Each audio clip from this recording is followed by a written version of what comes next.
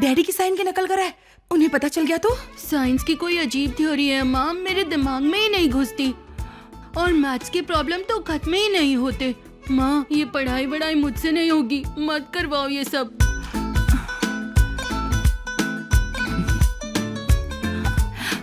राघव, मैं तुमसे एक सवाल पूछती हूँ, जरा मुझे बताओ तो, इस दुनिया में तुम सबसे ज्यादा प्यार किससे करते हो? तुमसे माँ। तुम्हारे डैडी भी यही जवाब देते हैं, लेकिन जब वो मेरा हाथ मांगने तुम्हारे दादाजी के पास आए थे, तुम्हारे दादाजी नहीं माने थे। फिर तुम्हारे डैडी ने बहुत मेहनत की, जमकर पढ़ाई की और उन्हें एक अच्छी नौकरी मिल गई। उसके बाद जब वो मेरा हाथ मांगने आए, तुम्हारे दादाजी को हाँ कहना ही पड़ा। तुम्हारी लाइफ में भी तो एक अच्छी लड़की आएगी ना बेटा, उसके लिए तुम्हें भी बहुत मेहनत करनी होगी, पढ़ाई करनी होगी और एक अच्छी नौकरी ढूंढनी होगी। अब अगर तुम ये कहोगे तुमसे ये नहीं होगा, फिर तुम्हें अपनी मौसी जैसी लड़की मिलेगी तो? तुम्हारा रात को देर से आया तो टांगे तोड़कर रख दूंगी। माँ बिल्कुल नहीं, मुझे आप जैसी ही लड़की चाहिए। उसके लिए जितनी मेहनत करनी पड़े, जितनी पढ़ाई करनी पड़े, सब करूँगा। ये हुई ना बात, मेरा राजा बेटा। महालक्ष्मी देवे नमो नमः, महासरस्वती देवे नमः। बड़े किस्मत वाले हो बेटा, इतनी खूबसूरत पत्नी मिली है। ठीक से ख्याल रखना इसका। कितनी सुशील बहू मिली है, बिल्कुल किसी फिल्म की हीरोइन लगती है। समझ नहीं आता इस ब्लैक एंड व्हाइट टीवी पे कलर प्रोग्राम कैसे चलेगा। क्यों नहीं चलेगा? स्कूल से लेके कॉलेज तक हमेशा फर्स्ट आया, जी तोड़ मेहनत की, अच्छी पढ़ाई की और फिर उसे नौकरी भी मिल गई। अब एक अच्छी लड़की देखकर सेटल हो जाएगा।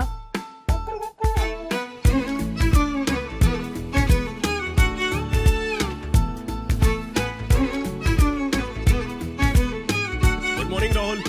हाय।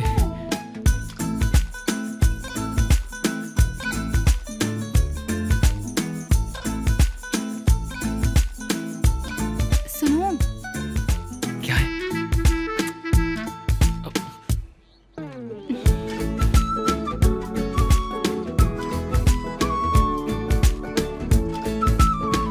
भैया भैया भैया, आप शिफ्ट क्यों हो रहे हो? भैया भैया प्लीज प्लीज यहाँ से मत जाइए ना, मुझे अरे आपकी आराम जरूरत से है। आराम से, हम लोग शिफ्ट नहीं हो रहे हैं। अभी हमारी शादी हुई है ना, हनीमून पे जा रहे हैं।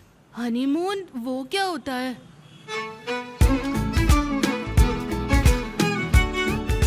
वो क्या है ना बेटा, तुम्हारी भाभी अपने घर वालों को छोड़कर यहाँ आकर रहने लगी है ना। मैं उसे दिखाना चाहता हूँ मेरे साथ वो कितनी खुश रहेगी। यही दिखाने के लिए हम दोनों कुछ दिन घूमने जा रहे हैं। वैसे आप लोग कहाँ जा रहे हैं भैया?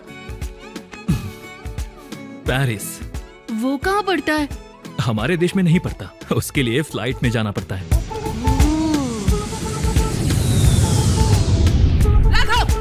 Stand up.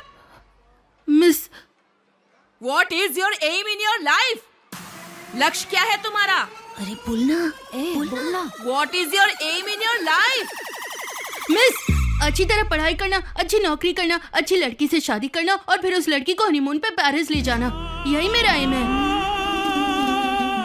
Paris, it's called the city of love, क्योंकि वहाँ हर दीवार पर, हर गली में, हर नुक्कड़ पर आपको सिर्फ प्यार मिलेगा सर। और इसीलिए वहाँ पर सिर्फ प्रेमी जाते हैं। जब आप मैडम के साथ आईफिल टावर के पास होंगे तो लगेगा जैसे आईफिल टावर आपसे बातें कर रहा है। मुझसे बेहतर आर्किटेक्चर की मिसाल पूरी दुनिया में नहीं है, ऐसा टावर खुद आपसे कहेगा सर। और जब आप सैन नदी के किनारे बैठे बहते हुए पानी की आवाज सुन रहे होंगे ना सर, तो आपको लगेगा किसी बड़े कवि की गजल आपके कानों में गुदगुदी कर रही है सर। उस शहर का आर्किटेक्चर और कल्चर जितनी तारीफ करें उतनी कम है। और सबसे अच्छी बात क्या है पता है सर? वहाँ का लजीज खाना सर। एक बार अगर आपने वहाँ की रेसिपी चख ली ना, तो उसके बाद आप मैडम को किचन में नहीं जाने देंगे। तो 100 बात की एक बात है सर, पेरिस इस धरती पर बना हुआ स्वर्ग है। इसीलिए जब आप लगेज पैक कर रहे हो ना, तो एक सेल्फी स्टिक लेना मत भूलिएगा सर, ताकि आप वहाँ की ऊलाला मोमेंट को कैप्चर कर सके। तो बताइए कब बुक करूँ सर?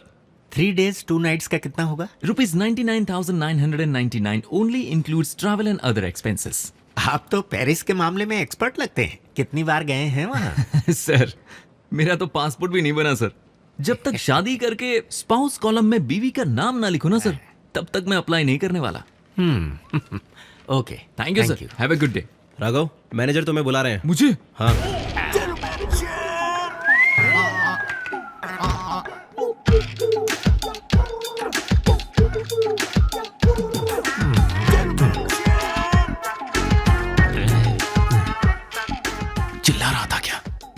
सर तेरे ऊपर बहुत गुस्से में।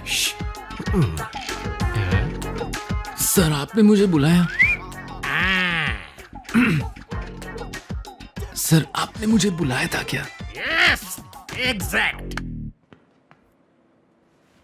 क्या कर दिया तुमने? मैंने क्या किया सर? मैंने क्या किया सर? अब मेरे सामने ये सब नाटक मत करो। क्या किया तुमने? मैंने क्या किया है सर? अब तो मैं बिल्कुल करेक्ट कर रहा हूं सर। सेल्स भी बढ़ रही है और हमारे कस्टमर्स भी खुश हैं सर। एग्जैक्टली वही तो जानना है कि तुमने ये कैसे किया। मतलब मैं तुमने डेडलाइन से पहले ही सारे टारगेट्स अचीव कर लिए। कंपनी तुमसे बहुत बहुत बहुत खुश है, इसलिए हमने तुम्हें सीनियर ट्रैवल एडवाइजर की पोस्ट पे प्रमोट किया है। कंपनी 36% सैलरी बढ़ा कर दे रही है। सर एक minute sir. Super sir, thank you so much sir. क्या हुआ? अपने प्रमोशन पे इतना इमोशन किस लिए? क्योंकि अब मैं अपने हनीमून के लिए एक्स्ट्रा 6,750 रुपए बचा सकता हूँ सर।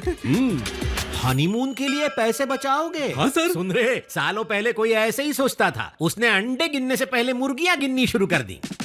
पगले, हनीमून पे जाने से पहले शादी करनी जरूरी है। उसके लिए तुम्हें पहले एक लड़की ढूंढनी होगी। एक बार लड़की फिक्स हो जाए तो मुहूर्त फिक्स करके शादी करनी पड़ेगी। उसके बाद ही तो हनीमून पे जा पाओगे। बड़ी जल्दी में हो, खुशी से पागल होकर कुछ भी बड़बड़ाए जा रहे हो। चलो निकलो। Okay sir. Silly fellow.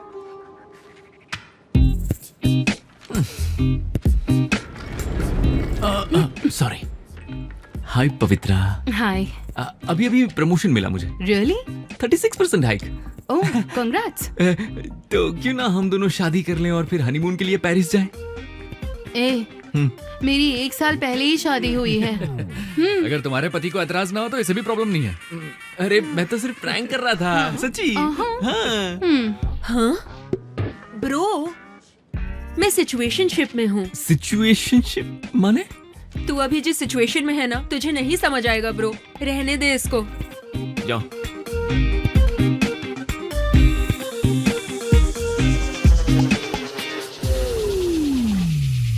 हे ब्रो, मतलब हमारे माँ बाप ने कितनी सारी झूठी बातें सुनाई है हमें।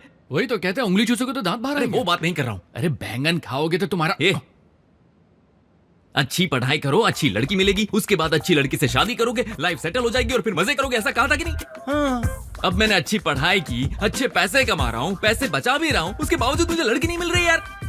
अरे राघव, हाँ। तूने सेक्स रेशियो के बारे में सुना है क्या? अरे वो काम तो शादी के बाद होता है ना यार। बेवकूफ कहीं के। मैंने सेक्स नहीं कहा, सेक्स रेशियो कहा। इसका मतलब स्टैटिस्टिक्स। देश में 10 लड़कों के मुकाबले सिर्फ 6 लड़कियां होती है।